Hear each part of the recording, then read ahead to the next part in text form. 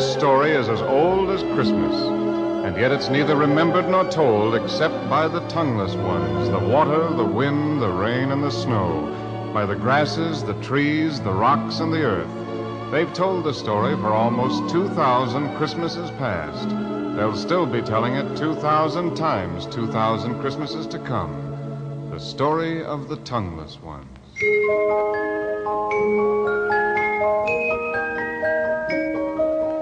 Whenever someone looked in his direction and bellowed, "Ayu," he came running because he was eager to please. But Ayu wasn't his name. No one knew from whence he came, or when, or how, or why. He may have been a forlorn and useless bit of jetsam from one of the caravans that were forever appearing and disappearing like mirages, with camel bells clanking and drivers howling for right-of-way through the narrow and crowded roadways of Bethlehem. He might have been 8, or he could have been 9, a childish collection of angles and knobs with an animated pipe stem on each corner for an arm or a leg. His clothing was a rat's nest of tattered rags, and his bobbing head was perched on his scrawny little neck like a fledgling heron on one leg. And yet there was something appealing in his dark eyes, something about his cherub's mouth that unlocked the heart and made passers-by stop and ask his name.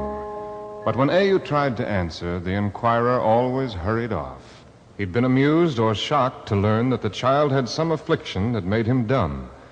And from out his cherub's mouth, instead of words, would come a horrible deformity of sound, a scourging, piercing, ear-scraping babble of howls and braying gibberish. Yes, Ayu was without the gift of speech. And at night, in the stable of the inn where he made his bed, he would think of all the beautiful magic words he'd like to say. Just suppose a miracle should take place during the night, and tomorrow morning he could walk over to that stall and say, "Good morning, Mr. Cow." "Oh, wonderful." "Hello, Mr. Sheep." "Oh, magnificent." Morning, he could say anything and everything that he wanted to say. Or he could even tell the innkeeper that his name wasn't Ayu. Why, that wasn't a name. It was only a careless way of shouting, "Hey, you." Hey, you! My name isn't Ayu. Hey, don't you hear me? Hey, you! My name's Ezekiel.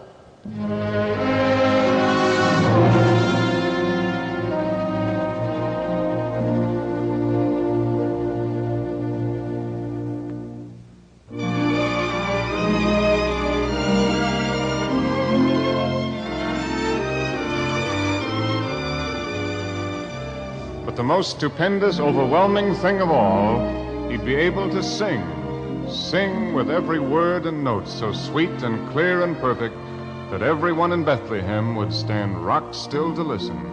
He'd be able to sing with the other children when they played their games. Hop on the right foot, hop on the left foot, hop on to Jericho to buy a fat hen. Yes, and he'd be able to sing right along with the foreign music maker, the one with the lyre and the tame bear, who walked the roadways and sang for coins. Oh, a Babylon maiden will hasten the hours with kisses of honey and cinnamon flowers. And at night at the inn, when the innkeeper and his guests were overflowing with wine and song, he'd never need to hide.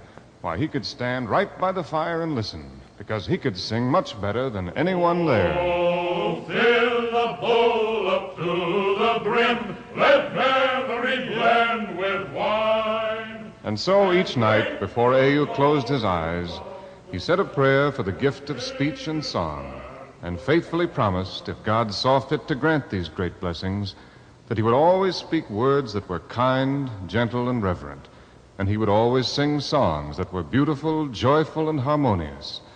Then he burrowed deeper in the hay, warm and content in his belief that in the morning, when the rising sun reached through the doorway and woke him up, he would open his eyes, and then he'd open his mouth, and very loudly and thankfully he'd say, "Oh, thank you, God. Thank you very much."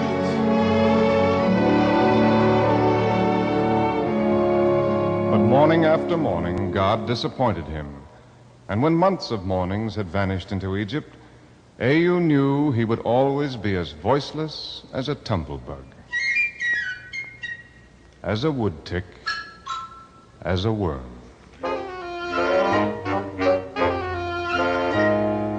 Then Ayu resolved that he would never again open his mouth to make people laugh at him, and he made himself almost invisible as he went about his tasks and errands, darting from dark corner to darker entry, scurrying from sunless alleyway to shadowy passage. Then, when his work at the inn was done, he would trudge out of Bethlehem and wander the fields and hills. Travelers sometimes wondered when they saw his lonely little figure against the sky, and none of them could know that he wasn't lonely anymore. Why, he couldn't be lonely among friends.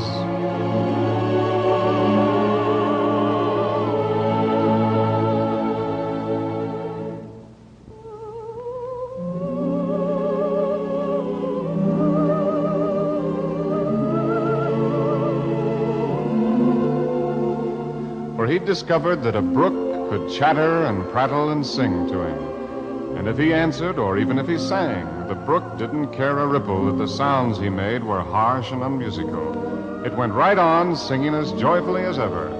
Yes, and the winds were forever whispering or humming. Sometimes they shook the trees, and the trees tossed their great limbs and made every leaf and twig join in with the singing. So Ayu sang, too. And the trees didn't care, and the winds didn't care. And neither did the rain when it thrummed on the rocks or strummed through the tall grasses. Even though he shrieked and howled, the rain never slackened a single drop of melody. It went right on, just as though his horrible din was the most sublime music it had ever heard. And then Ayu would lie on the ground and listen to the small, faraway voices. The little voices deep in the ever-moving, ever-singing earth itself. The song they sang was very sweet, but so faint and distant he could never learn the melody. And so, listening to his friends, the tongueless ones, Ayu would fall fast asleep.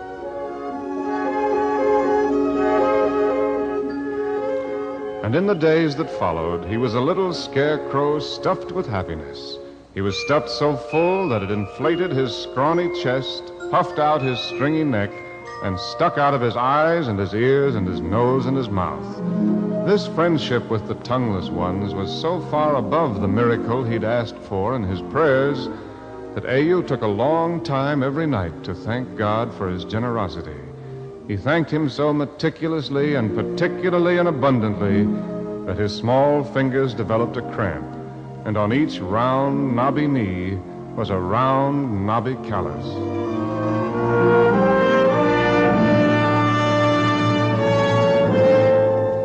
And then, without the slightest warning at all, came the dreadful day. It began with the innkeeper kicking at the mound of hay where Ayu slept and bawling, Ayu! Come out and get to work, you gibbering whelp of a puling camel! On your feet, voiceless cut of a goat, or I'll slice out your useless tongue and sell it for tallow! Then at mid-morning of the dreadful day, when Ayu stuck one eye around the kitchen door to beg for his breakfast, the innkeeper's wife doused him with slimy dishwater and screamed, Don't come grunting and squealing at my door, you miserable throat-sprung gutter rubbish. Take your pig patter to the swill trough and eat with the rest of the swine. And in the dreadful day's afternoon, as Ayu was racing through Bethlehem on one of his endless errands, a tired thong snapped on his sandal, and the sandal went skittering through the air and fell on the proud and helmeted head of a swaggering centurion.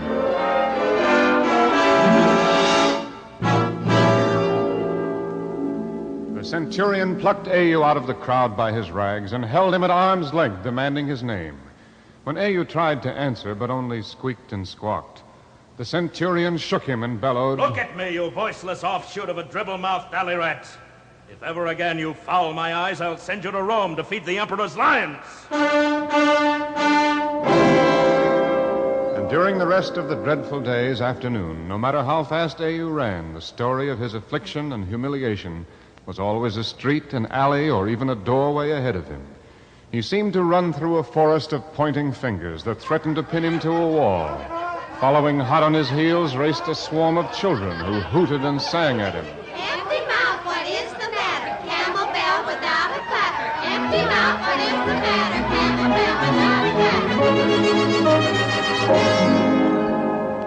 And that night, as the dreadful day neared its end, A.U. was kept late at his tasks at the inn. Anyone could believe that half the known world had journeyed to Bethlehem, and the inn's great beams appeared to quiver with the clamor of wine-loosened tongues and the clangor of bawdry laughter.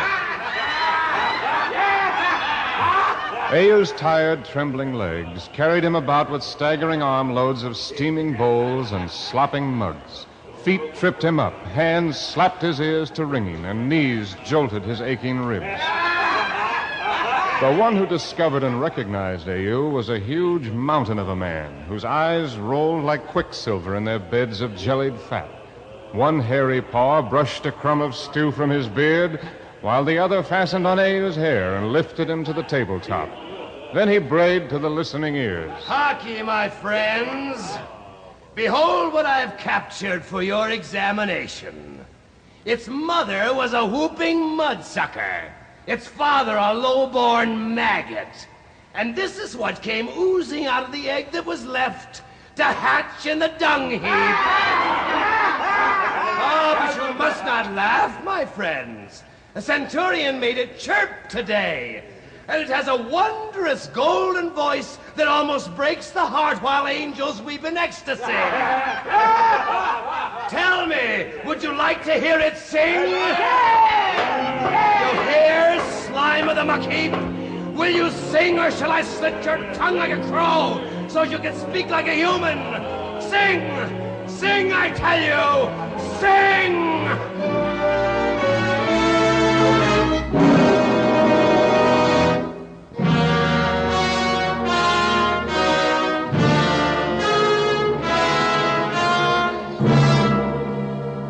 So A.U. tried to sing, and at every tuneless howl, the crowd shouted its mockery. At every unmelodious screech, it roared its derision. At every discordant squeak, it loosed a thunderbolt of laughter that crashed and splintered on his head. His legs had no more strength than a blade of grass. His heart was a senseless, throbbing thing, and his mind was fear, and his body was shame, and his blood was tears. But he went on and on until the crowd had wrung the last outstanding guffaw, the final satisfying chuckle, the ultimate forced snigger from his wretched little body. And when it released him, he ran blindly off through the dark labyrinth of Bethlehem, a terror-stricken shadow racing for the quiet hills and the warm, comforting voices of the tongueless ones.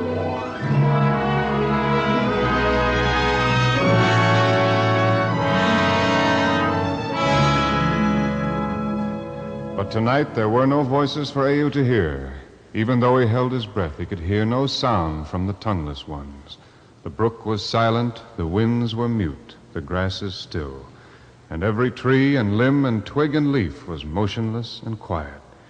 Then A.U. howled and croaked and tried to make the tongueless ones answer him, but they remained silent and waiting, and he screamed and babbled and pleaded, but the tongueless ones were all silent while they waited and listened.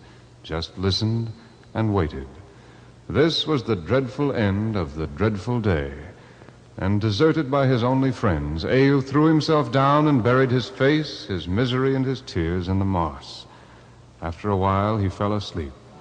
And as he slept, a great white star rose through the silence of the night to stand and shine its clear, bright light on Bethlehem.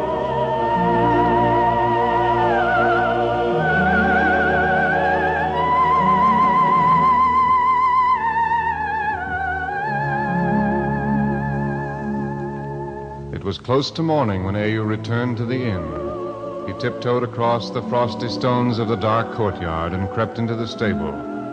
For a moment, his fear held him motionless, for the stable was bathed with a bright, glowing radiance that flowed like molten sunlight over a man and a woman, and the manger where a child was cradled. Neither the man nor the woman appeared surprised to see A.U. It was almost as though they'd expected him to come and were waiting. So he stole nearer, and the child lifted small hands and smiled at him. Then A.U. felt that he must speak to this child, So he whispered, Hello there. and the words A.U. spoke were as clear and melodious as the water of the brook. Then he said, Hello, child.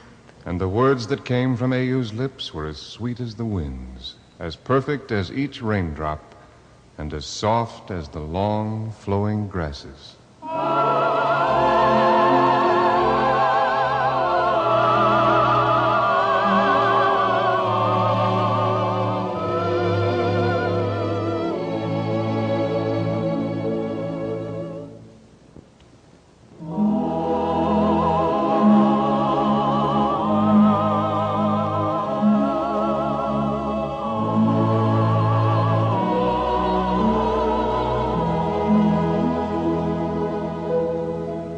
Then A.U. knew why he had been born never to speak until this moment, and why the tongueless ones of God's world of water and earth and air had all sung to him, and why tonight they had all been still and silent and waiting.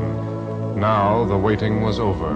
Now they were his voice, and he was their tongue, and his was their song to the child in the manger. Close your eyes, precious one.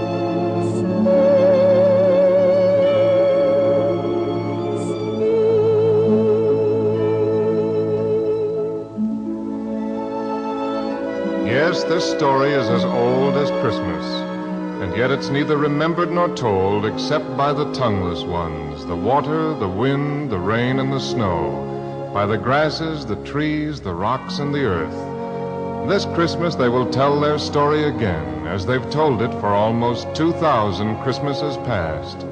The few ears that hear will wonder at the strange, childlike quality in the voices of all the storytellers. But that's so very easy to understand. It's the bright, joyful, exultant tone of the boy who sang for them one early morning, one Christmas morning in Bethlehem.